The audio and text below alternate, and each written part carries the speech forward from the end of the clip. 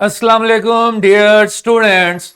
First year mathematics के साथ मैं हूं आपका instructor Abdul Mannan. Chapter number 3 sequence and series हमने स्टार्ट किया था। अरिथमेटिक सीरीज कवर करने के बाद हमने जियोमेट्रिक सीक्वेंस स्टार्ट किया था। कल हमने इस एसएलओ को शुरू किया था और इस एसएलओ में जियोमेट्रिक सीक्वेंस को देखा, साथ ही साथ अरिथमेटिक और जियोमेट्रिक में डिस्टिंग्विश भी किया। आज हम एक्सरसाइज नंबर 3.4 के ही कुछ क्वेश्चंस करेंगे। डेफिनेशन आप रिवाइज कर लें कि ऐसा सीक्वेंस जिसमें अगली टर्म प्रीवियस टर्म पिछली टर्म के साथ कुछ मल्टीप्लाई करके मिले उसे हम क्या कहते हैं? Geometric sequence. जनरल टर्म थी an is equal to a1 r raise to power n minus 1, यानी कि 1 less than the number of term. आज मैंने एक्सरसाइज नंबर 3.4 से कुछ क्वेश्चन सिलेक्ट किए हैं जो मैं आपके साथ डिस्कस करना चाहता हूं। चलें चलते हैं फर्स्ट क्वेश्चन की तरफ। Screen please mister Lukman.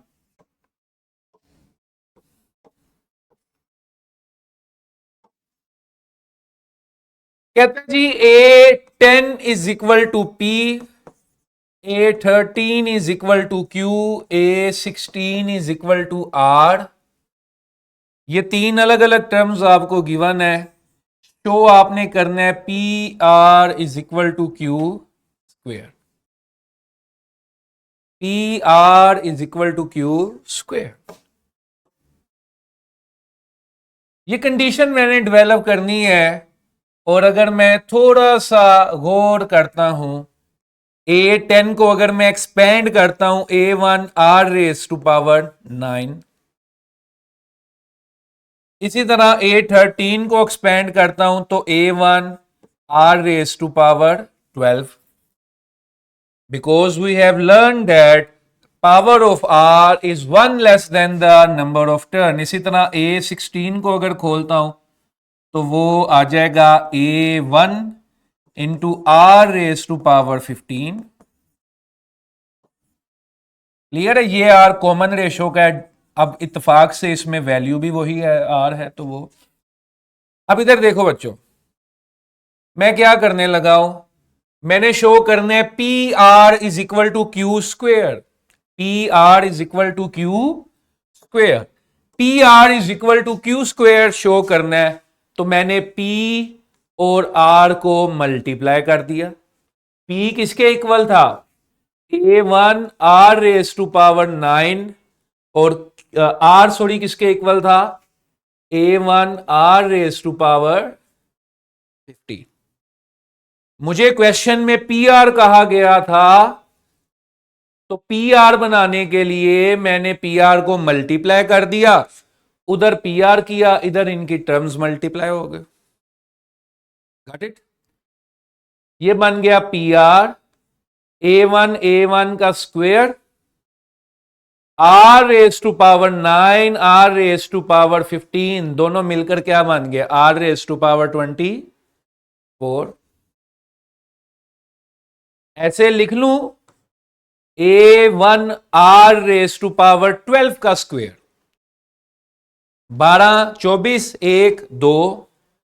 अब इसको गौर करो तो A1 R raise to power 12 किसके इक्वल था? Q के इक्वल था। तो P R is equal to Q का square.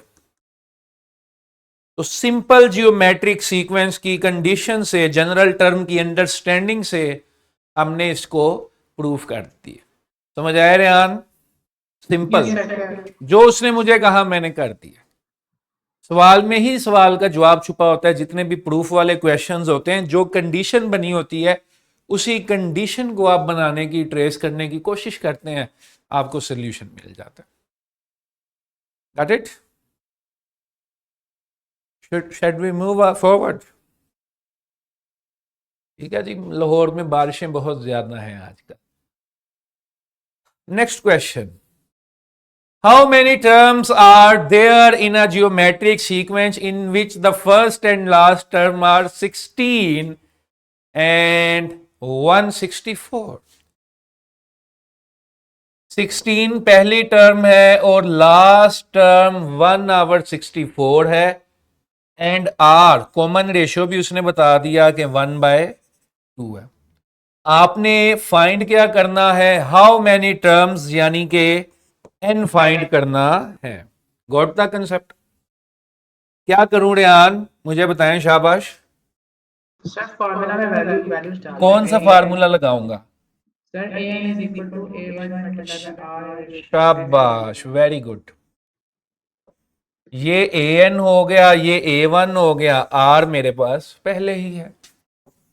A N is equal to A one r raise to power n minus one. आप सऊदीया जाने से पहले किस स्कूल में पढ़ते थे पाकिस्तान में? Sir APS. APS, very good. किस इलाके से थे आप? सर रावलपिंडी। Very good. तो ए एन की जगह 1/64 आ गया, ए वन की जगह 16 आ गया, आर की जगह 1/2 आ गया। 1/64 को ऐसे लिख लूं, 1/2 रेस टू पावर 6 लिख सकता हूं। 1/64 को 1/2 रेस टू पावर 6 लिख दिया, इसे 2 रेस टू पावर 4 लिख दिया। ठीक है। अब इधर मैं थोड़ा सा मैथमेटिकल प्ले करने के लिए 1 की पावर 6 1 की पावर 6 जो है वो 1 हो गया। 2 की पावर 6 मेरे पास है, इधर 1 की पावर n माइनस वन 1 हो गया, नीचे 2 की पावर n माइनस वन, और ये वाली 4 पावर भी नीचे आकर क्या होगी, माइनस होगी। सिंपल, 1 1 और 2 की पावर्स माइनस हो गई। जस्ट मैं थोड़ा सा अगर इधर जगह इस्तेमाल कर लूं, if you don't mind, 1/2 raise to power 6 और 1/2 raise to power n minus 5।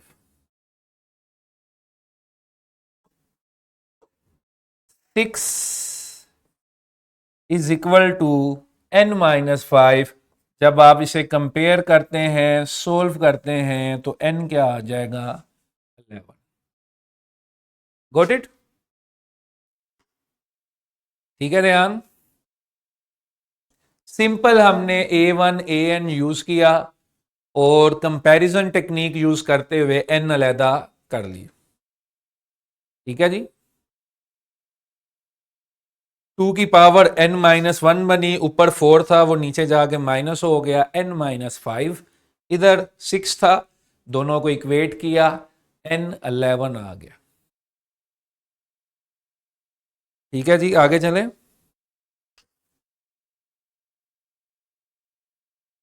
All clear boys and girls?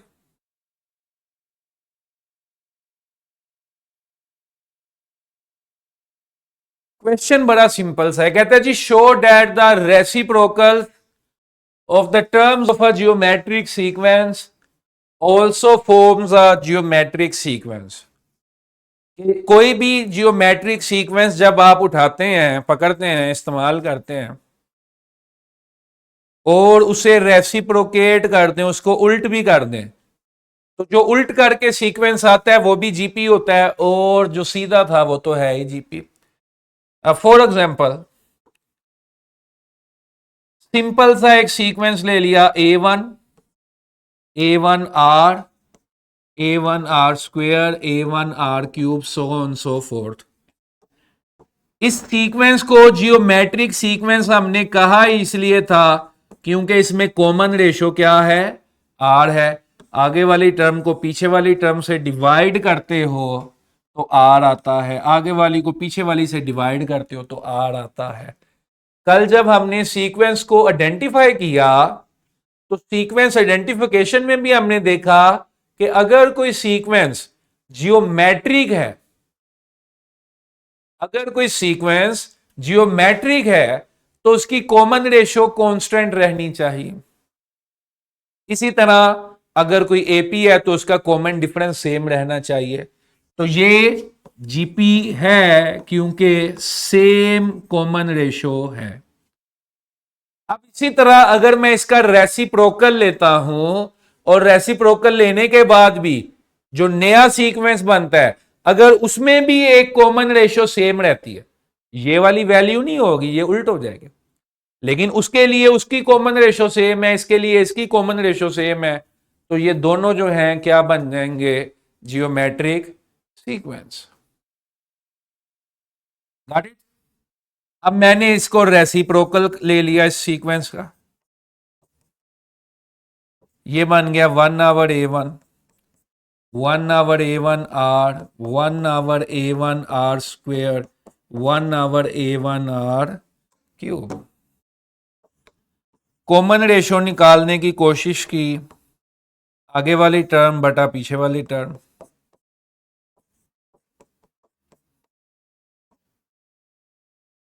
One hour आ गया। यहां से ले लेता हूं एक दफा, वैसे तो आप कहीं से भी ले, सेम आनी चाहिए। 1/A1R³ डिवाइडेड बाय 1/A1R², तो ये भी 1/R आ गया। तो कॉमन रेशियो में जहां से भी निकाल रहा हूं वो 1/R आ रही है। तो ये जो रेसिप्रोकल वाला सीक्वेंस है इसकी कॉमन रेशियो 1/R है और वो इस पूरे कांस्टेंट सीक्वेंस में कांस्टेंट है, तो इसका मतलब है कि ये भी एक जीपी है, जियोमेट्रिक प्रोग्रेशन। समझ गए? ऊपर भी कॉमन रेशियो सेम जीपी, नीचे सीक्वेंस उल्टा दिया, नीचे एक नई कॉमन रेशियो आ गई, लेकिन वो नई कॉमन रेशियो जो है वो उस सीक्वेंस में कांस्टेंट है, तो इसलिए फिर वो क्या मान गया, नीचे भी जियोमेट्रिक प्रोग्रेशन। तो बस पता ये चला कि कोई भी जियोमेट्रिक सीक्वेंस ऐसे लिखा हो या रेसिप्रोकेट करके लिखा हो वो रहता हमेशा जीपी है, जियोमेट्रिक सीक्वेंस या जियोमेट्रिक प्रोग्रेशन। ठीक है रेहान, गोट the concept? Yes, sir, clear है। आगे चलें जी। रशीद बोरोज 4,000 एट 22% इंटरेस्ट, बहुत महंगाई है। 4,000 रुपये उसने उधार लिए 22% इंटरेस्ट पे। ठीक है जी। अब कंपाउंडेड एनुअली, कंपाउंड इंटरेस्ट का फार्मूला भी लगा सकते हैं लेकिन हम इसको जीपी से सोल्व करेंगे। If he page of the loan full at the end of 4 years, how much does he पे? कहते जी 4 सालों में उसने कर्जा दिया तो उसने टोटल कितनी रकम वापस की होगी? टोटल कितनी रकम उसने वापस की होगी 4 सालों में, अगर उसने 4,000 रुपए लिए थे 22% इंटरेस्ट पे। ठीक है, अब इधर देखो, 4,000 रुपये उसने लिए, 4,000 पे उसको 22% सूद पड़ा, यानी कि 22/100, ये कितना आ गया, 880 रुपए। ठीक है जी। फिर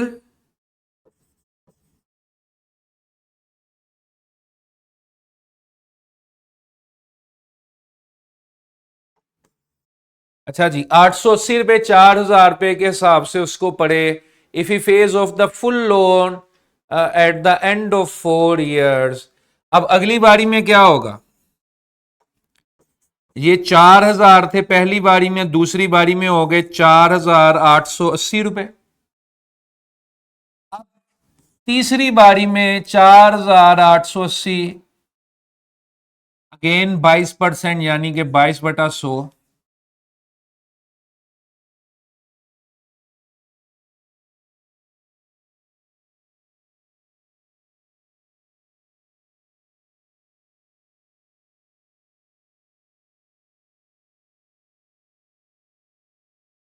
एक minute, just take your calculator out, I am doing live calculation.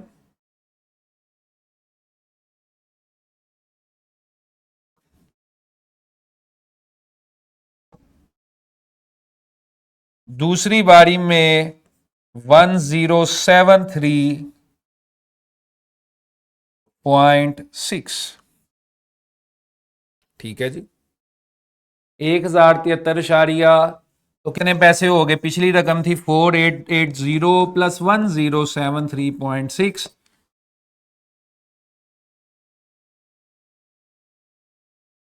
नई रकम आ गई मेरे पास 5953.6। ओए होए, तो इसलिए जो इंटरेस्ट है वो एक बुरी चीज है। अगर आप देखेंगे कैसे वो फंसता जा रहा है गरीब। अगली बारी में क्या हुआ? 5953.6 इंटू 22 डिवाइडेड बाय 100,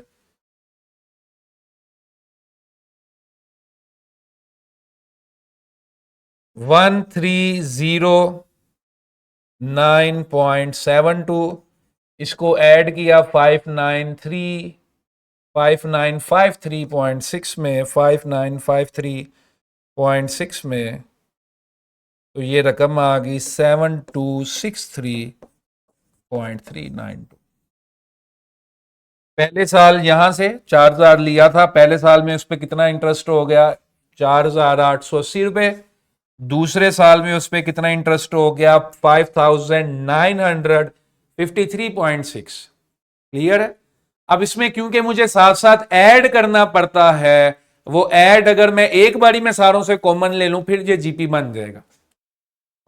अच्छा इधर देखें, आगे क्या करना है आपने? ये तीसरे साल का पड़ गया सूद इस पे। अब चौथे साल का इंटरेस्ट कैसे निकलेगा? 22/100 से इसको जरब दे दिया, मल्टीप्लाई बाय 22 डिवाइडेड बाय 100, सूद आ गया 1597.9, और इसमें ये असल रकम ऐड कर दो पीछे वाली, यानी कि 7263.392। तो वो गरीब को कितना लोन पड़ गया? 880613.338। हर साल 0.22 से मल्टीप्लाई होके प्रीवियस वैल्यू में ऐड होता जा रहा है ना। हर साल 0.22 से मल्टीप्लाई होके प्रीवियस वैल्यू में ऐड होता जा रहा है। तो हर साल जब 0.22 से मल्टीप्लाई करते हैं वो जीपी है, लेकिन क्योंकि साथ साथ ऐड भी कर रहे हैं इसलिए इसको मैंने उस तरह से ट्रेस नहीं किया। लेकिन अगर मैं चाहूं तो वो मैं कर सकता हूं, लेकिन उसके लिए भी मुझे फिर क्या चाहिए? सीरीज का फार्मूला चाहिए। तो इसलिए इसको भी हमने मैनुअल किया ताकि ज्यादा अच्छा सोल्यूशन हमें समझ आ सके। ठीक है जी, क्लियर है? तो 4000 रुपए का 22% के हिसाब से 4 साल बाद कितना बन जाएगा? 8861.338 रुपए। क्लियर है? क्योंकि जो रकम है वो असल के ऊपर नहीं रहती ना, फिर वो कंपाउंडेड होती रहती है, उसके ऊपर जमा होती जाती है। 4000 था, 4880 पहले साल पे इंटरेस्ट पड़ा, दूसरे साल में इतना, तीसरे में इतना, चौथे में इतना। ठीक है जी, समझ रहे हो? यानी कि हर साल फिर 4000 का 22% नहीं बनेगा, जो पीछे जब बनता जा रहा है उसका 22%।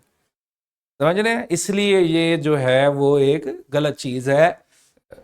Got it? आगे चलते हैं, लें जी। ये हमने 3.1 में भी गालमन देखे थे, अरिथमेटिक प्रोग्रेशन में भी ये ग्राफ हमने देखे थे, और जियोमेट्रिक प्रोग्रेशन में भी ये ग्राफ।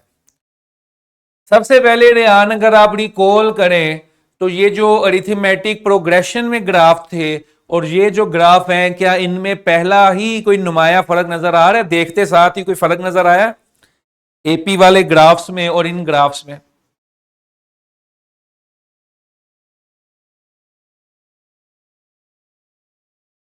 एपी वाले वो एपी वाले ग्राफ ज्यादा स्टीप थे। स्टीप थे, यानी कि स्ट्रेट लाइन थी। यस सर, स्ट्रेट लाइन थी। ये कर्व है। वेरी गुड, तो आपने देखा, उसको महसूस कर लिया फर्क को। तो जो एपी है, क्योंकि उसमें सीधा सीधा ऐड हो रहा होता है, तो वो लीनियर ग्रो कर रहे होते हैं। लाइन सीधी ऊपर जाती है या सीधी नीचे आती है। ये एक्सपोनेंशियल है, पावर टाइम्स है, इसलिए ये कर्व होते हैं राइजिंग या फॉलिंग। इधर देखें जी, मेरे पास 4 ग्राफ है। लास्ट टाइम मैंने आपको बड़ा सिंपल सा तरीका बताया था कि जनरल टर्म में वो नंबर रखें और उसको फौरन चेक कर लें एपी में। अब यहां पर एक और चीज मुझे फर्स्ट हैंड ऑब्जर्वेशन में समझ आई है, नजर आई है। ये देखें यार, मेरे पास 2 टर्म्स ऐसी हैं जिनमें नेगेटिव नंबर की पावर है। ऐसा है कि नहीं? अब if you can, I can if zoom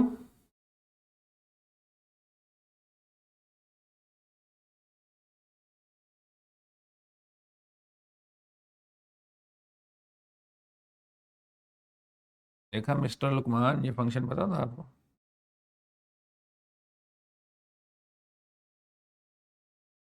ये दोनों जो एन टर्म्स हैं इनमें नेगेटिव नंबर की पावर है। ऐसे है कि नहीं है? Yes, sir. नेगेटिव नंबर की पावर है। ओके, तो नेगेटिव नंबर की जब पॉजिटिव पावर बनती है तो इवन पावर हो तो पॉजिटिव बन जाता है वो। नेगेटिव नंबर की अगर आप इवन पावर लें तो वो क्या बन जाता है? पॉजिटिव। नेगेटिव नंबर की इवन पावर लें तो क्या बन जाता है? पॉजिटिव। यहां पर आप जूम कर लें, ये नीचे वाले दोनों ग्राफ्स में कुछ है जो पहली बारी में ही पता चल रहा है।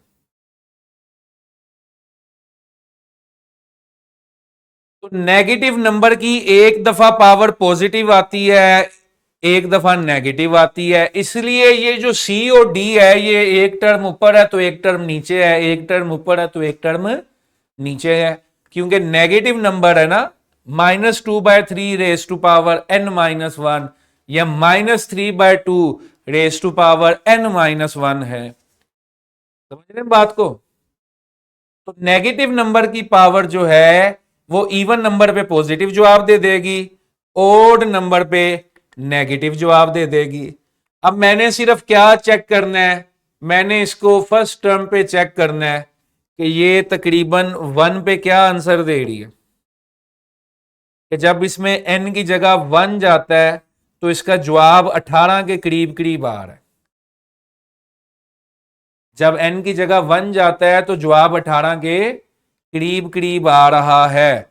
इत्तेफाक से दोनों में n की जगह 1 रख दोगे तो 1 - 1 0, किसी भी चीज की पावर 0 हो तो वो क्या हो जाता है? 1 1 इंटू 18 18। 1 से चेक नहीं करना, 1 से चेक नहीं करना। ओके, 2 पे मैंने इसको चेक किया,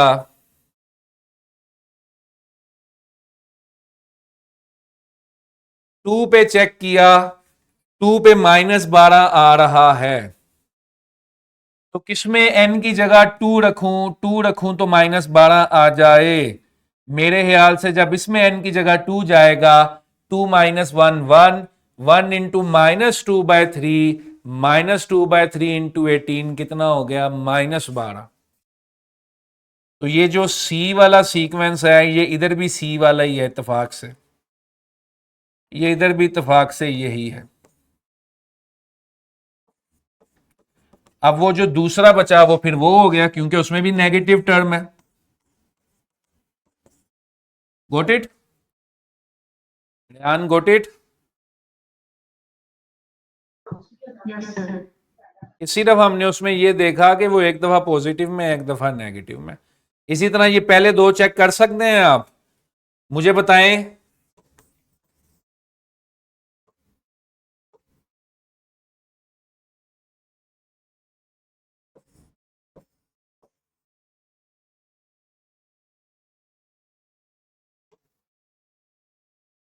ये सीक्वेंस कह रहा है n की जगह 1 रखोगे तो 18 मिलना चाहिए। अब ये जो 2 ऑप्शन हमारे पास बचे थे इसमें से कौन 1 रख के 18 दे रहा है? अच्छा, दोनों ही दे रहे हैं, ठीक है। इसका क्योंकि स्केल बड़ा है तो हो सकता है इसका 18 जो है वो यहां पे छुपा हो, क्योंकि इसका स्केल बड़ा है। ये 150 पे शुरू हो रहा है और वो कहां से शुरू हो रहा है? 18 से। अच्छा जी, फिर मैं क्या करूं, मैं फिर 2 रखता हूं, तो 2 रखने से मुझे जवाब मिल जाता है 12 सॉरी। इसमें n की जगह 2 रखूं तो मुझे जवाब मिल जाता है 12। तो ये जो पहले वाला है ये 1 है, तो फिर दूसरे वाला भी 1 है। इत्तेफाक से जो तरतीब यहां पर है वही तरतीब वहां से है, वहां पे है, जो टेबल्स में है वही सीक्वेंसेस इधर भी हैं। ठीक है, got it, got it. Any question from this Rayan? No sir, सब क्लियर है। सब क्लियर है, सब साथ साथ प्रैक्टिस भी होना चाहिए। आपके पास तो एम्बिएंट टाइम है कि आप हर चीज़ को बहुत अच्छे तरीके से कर सकते हो। यस ठीक है जी, इसी के साथ इजाज़त दीजिए, फिर मुलाकात होगी नए नॉलेज के साथ इसी एस। ठीक है।